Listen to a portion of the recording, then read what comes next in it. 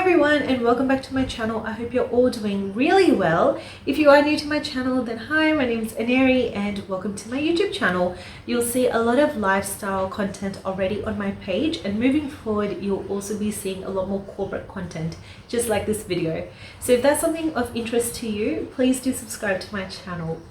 So let's get straight into this video. Through this video, I want to explore what networking is and how it's a really positive exercise for you to do in a professional setting or even whilst you're studying or at university.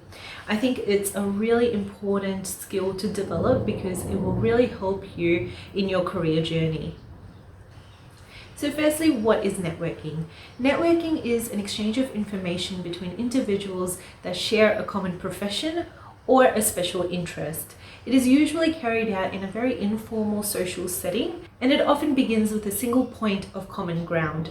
For example, if you're at uni, you might have the common ground of doing the same unit as somebody else within that class, or if you're in a professional setting, then it could just simply be that you work for the same firm and you've now met this person in an elevator. I think defining networking is really important because sometimes there is this negative connotation around networking where it sometimes comes across as a very opportunistic move. Sometimes people do hold themselves back because they think that, okay, if I reach out to this person now at this point in time where I'm looking to obtain information from them, it can seem like that this might be a disgenuine conversation or a sort of a fake move or fake conversation.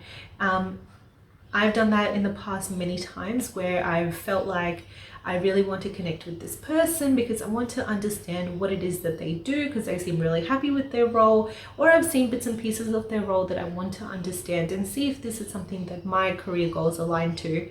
But I've stopped myself from reaching out to them because I think, okay, if I reach out to them now and ask them about all these things, they're just going to think that I'm not really interested in knowing them as a person, but just interested in what they can give me or what information they can give me or how they can help me.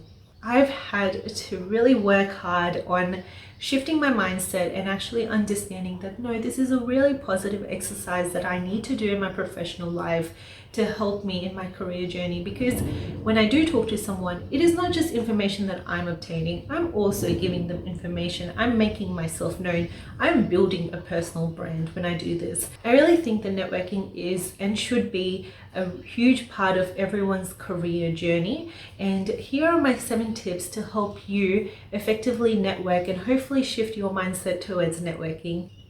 So the first tip is determine the reason for you wanting to network. Having a clear idea of what it is that you want to achieve at the end of this networking exercise will really help you determine the types of people you need to meet, the types of conversations that you need to have, and will also help you stay true to your cause. Having that end result will also allow you to see if this networking exercise is helping you achieve what you're after. So by having a clear idea of what it is that you want to achieve through this networking exercise, you can make a list of people that you already know within your network and the types of people that you want to meet.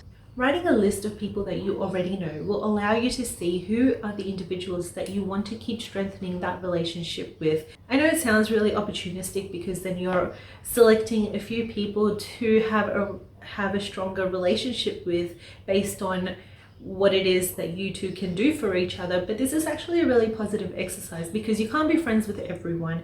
You can't have a strong relationship with everyone. And at the end of the day, this is your time and effort that you're putting in towards developing these relationships. So by having a clear understanding of the people that you already know, you'll be able to identify which individuals you want to develop further relations with and what they can offer you and what you can offer them.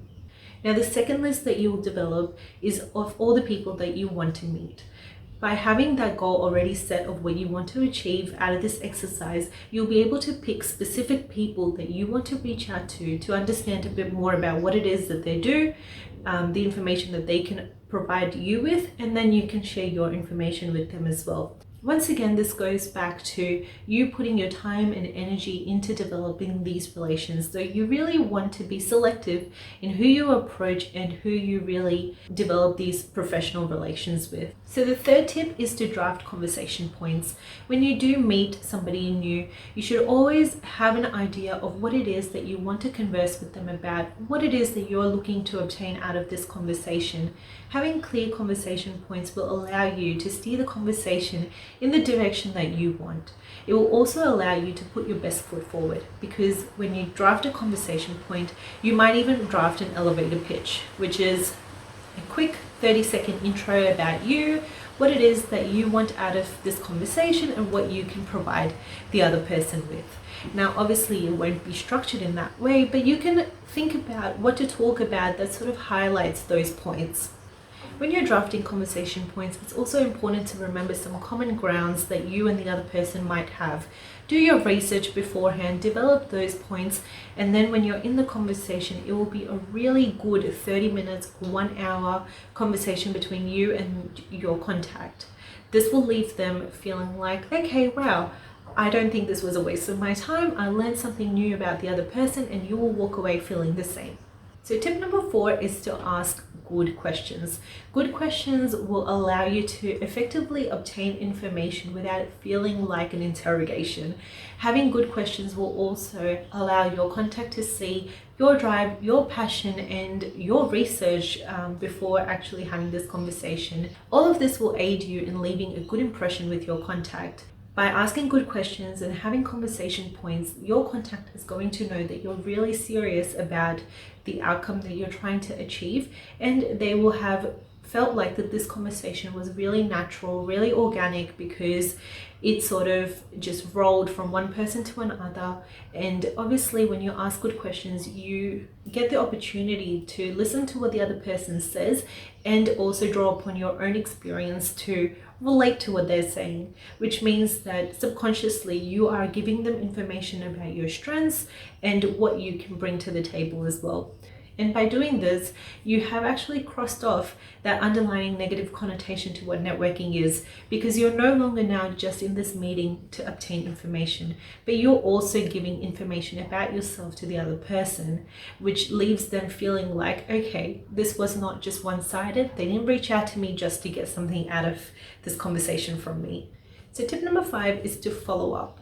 Once you have these conversations with your contacts, whether it's somebody new or somebody that you already know, it's really great to follow up maybe via email or another meeting, just to let them know where you are currently at and how the information that they gave you in the previous meeting has helped you and what you've done with that information.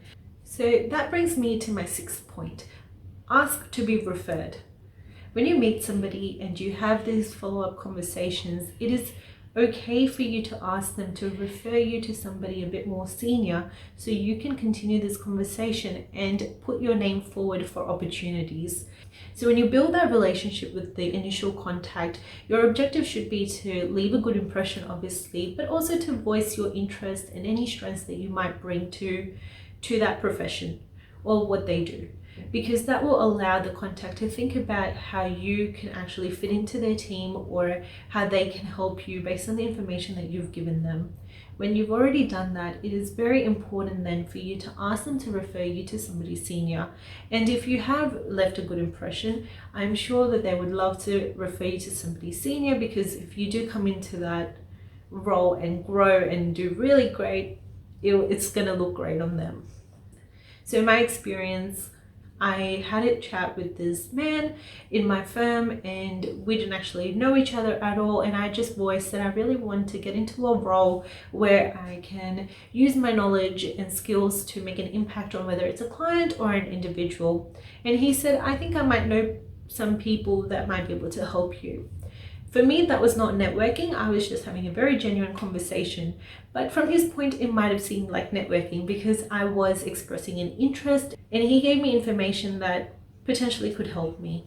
Now, after that initial conversation, I reached out just to say hi and keep in touch. And he said, don't worry, I haven't forgotten that I was going to introduce you to somebody. And 2 weeks later, I was introduced to somebody. I went through this networking exercise and eventually I met some more senior people in their team. And whilst that opportunity didn't really pan out for me, it was a really great networking exercise for me because I was able to see firsthand how helpful people in my firm were and how happy they were to refer me to somebody a bit more senior. Even though they had never met me before, didn't really know how I worked, and they were able to take me and my conversation on face value and help me progress.